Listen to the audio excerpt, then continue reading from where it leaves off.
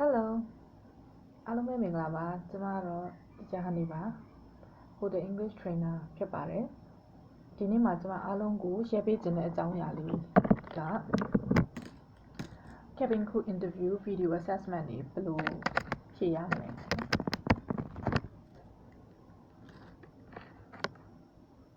ဆိုတော့အထူးသဖြင့်တော့ Cabin Crew Video Interview assessment တွေကိုဖြေတဲ့အခါမှာလက်တလောကျွန်မ Etihad Airways Cabin Crew Interview Video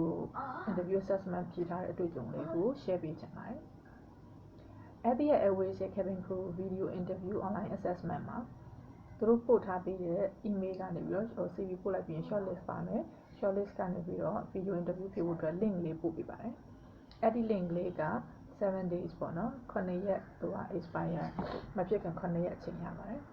ဒါမဲ့ကျမတို့က9ရက်မပြည့်ခင်မှာပဲနည်းနည်းလေး3-4ရက်ကြာတော့ reminder email ပို့ပြီးတော့အများဆုံးဖြည့်ဖို့အတွက် encourage လုပ်တာခံရပါတယ်ဆိုတော့အများဆုံးပဲကျမဖြည့်လိုက်တယ်ပေါ့နော်အချိန်ကိုတော့ဖြည့် practice question တွေကို YouTube မှာရှာပြီးတော့လေ့ကျင့်တယ်လေ့ကျင့်ပြီးတော့သူတို့ရဲ့ flow နဲ့ nature သိပြီးတော့အခါမှာကျမရဲ့ own answer တွေကို customize လုပ်လိုက်တယ်အဲ့ဒီအဖြေကိုတရက်လေ့ကျင့်ပြီးတော့ကိုကလည်းကိုဒီဗီဒီယိုမှာဘယ်လိုမျိုးပို့ချနေတာအဆင်ပြေလားဆိုတာဟာ recording လုပ်ပြီး video recording လုပ်ပြီးတော့လေ့ကျင့်ပါတယ်လေ့ကျင့်ပြီးတော့အားလုံး ready ဖြစ်ပြီဆိုတဲ့အချိန်မှာကျွန်မကဖြည့်မဲ့ assessment time ကိုရွေးတဲ့အခါမနက်အစောကိုရွေးလိုက်ပါတယ်and then ညနေပိုင်းဖြည့်ဖို့ကြိုးစားသေးတယ်ဒါပေမဲ့အဆင်မပြေဘူး low energy နဲ့ exhausted ဖြစ်နေတယ်ပေါ့နော်ဆိုတော့ကျွန်မ recommend ပေးရတော့မနက်9 နာရီနဲ့8 နာရီကြာပေါ့အဲ့ဒီအချိန်မှာပဲ assessment ကိုပြီးလုပ်နိုင်ပိုကောင်းတယ်9 နာရီမထနိုင်6 နာရီပေါ့နော်6 နိုင်နဲ့9 နိုင်တော့မကြော်စင်နဲ့ပေါ့အဲ့ဒီအချိန်က energy high energy ဖြစ်ပြီးတော့လူကအရန်ကို fresh ဖြစ်နေတဲ့အချိန်မို့လို့ဖြေလို့လည်းအဆင်ပြေတယ်အားလုံးလည်းသိစိတ်နေတဲ့အချိန်မို့လို့ concentrate လုပ်လို့အကောင်းဆုံးအချိန်ဖြစ်ပါတယ်ဒါကတော့ကျွန်မရဲ့ personal recommendation ပါအချိန်ရွေးချယ်ပြီးတဲ့အခါမှာကျွန်တော်စပြီးတော့ဒီ link နဲ့ higher view link နဲ့ဝင်ပြီးတော့ဖြေရတယ်အဲ့မှာမေခွန်း5ခုလောက်ဖြစ်မယ်ကြိုတင်ပြီးတော့လေ့ကျင့်ထားတဲ့မေခွန်းနဲ့ဖြေတွေကိုသူတို့ video recording မှာဖြေရတယ်ပေါ့နော် recording က Etihad ကတခုကောင်းတာ unlimited ပါနော်မကြိုက်မချင်းပြန်စိတ်ကြိုက်ပြန်ရိုက်ပြီးတော့ submit လုပ်လို့ရပါတယ် unlimited ပါနော်သူများလို2ခေါက်3ခေါက်မဟုတ်ပါဘူးအဲ့တော့စိတ်ကြိုက်မရမချင်းပြန်ဖြေလို့ရတယ်အဲ့တော့ကျွန်တော်တို့ recording လုပ်တဲ့အခါမှာကျွန်မတို့အခက်တွေ့တာကတော့ first question ဖြစ်တဲ့ဒီကိုအကြောင်းကိုမိတ်ဆက်ပြီး working experience ပြောရတာရယ် height ဘယ်လောက်ရှိလဲရယ်ဘာကြောင့် Etihad ကိုရှောက်ဖို့ inspire ဖြစ်တာလဲဆိုတဲ့ question မှာဒီ tablet ဖြစ်တဲ့အတွက် frame camera frame ကိုကိုယ့်ရဲ့ stand back လုပ်ပြီးတော့ဒီအခန်းပေါ့နော်အဲ့အနောက်မှာ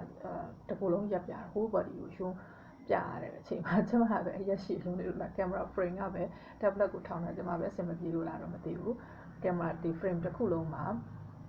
ခြေထောက်ပေါ့နော်ဒီ feet ပေါ့မနေ့ကပတ်စံကုန်ခံပြီးတော့ဝယ်ထားတဲ့ shoes ကိုပြလိုက်ရပါဘူး shoes မပါသွားဘူးအဲ့ဒါလေးတခုကတော့ကျွန်မတို့အခက်ခဲဖြစ်ခဲ့ပါတယ်ဆိုတော့ကျန်တဲ့လူတွေကတော့ဖုန်းဖြစ်ဖြစ်ဒီ camera frame ထဲမှာတစ်ခုလုံးပေါ်အောင်ပေါ့နော် shoes တွေပေါ်အောင်ဝတ်စုံပြီးတကယ် open day assessment တွေမှာလို့ဆိုလို့ full makeup ကို on ပြီးတော့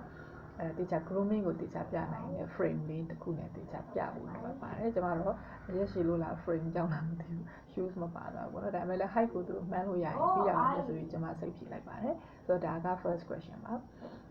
unlimited recording လုပ်လို့ရတယ်ဆိုရင်လည်းကျွန်တော်ကတော့စိတ်မရှိတာကြောင့်ပထမပထမမှာ2ခေါက်လောက်3ခေါက်လောက်လုပ်လိုက်တယ်ပေါ့နော်3ခေါက်မြောက်မှတင်လိုက်တယ်ဒုတိယဟာတွေမှာတော့အချိန်ကရသွားပြီဖြစ်တယ်ကျွန်မလည်းလေ့ကျင့်ပြီးသားဖြစ်ပြီးတော့ကျွန်မရဲ့ဒီ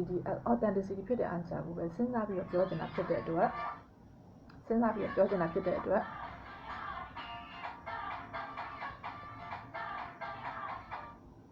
စဉ်းစားပြီးတော့ပြောချင်တာဖြစ်တဲ့အတွက်ကျွန်တော်လုံးဝမစဉ်းစားပဲနဲ့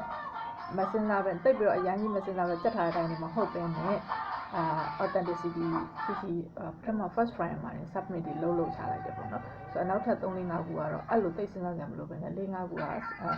တစ်ခါလည်းပဲအဆင်ပြေသွားပါတယ်